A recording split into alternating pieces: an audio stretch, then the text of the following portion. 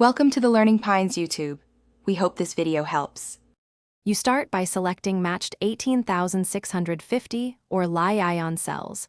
Make sure capacities and internal resistance are close. Next, wire a battery protection PCB to each cell group for overcharge and discharge safety, because you do not want thermal runaway. Once done, mount the fast charge boost module. Choose a QC or USB PD capable board rated for 5V/3A or higher, and plan wiring so balance leads and protection are between cells and module. Keep workspace ventilated and use insulated tools while soldering. Now you connect cells into the desired configuration. For higher capacity, parallel groups first, then series to reach needed voltage. Make sure each parallel group has its balance lead. Connect those to a compatible BMS that supports charging current and discharge current you plan to use. Once the BMS is wired, attach the boost module input to the BMS output.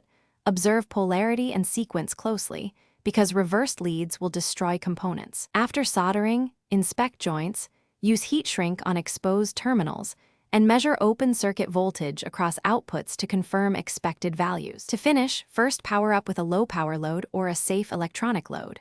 Monitor cell voltages, output voltage, and temperature for 10 to 15 minutes, because early failures often show quickly. If there is no output, excessive heat, or unexpected voltage sag, immediately disconnect and recheck BMS wiring, the boost module enable or toggle pins, and individual cell balance voltages. They often reveal a miswire or weak cell.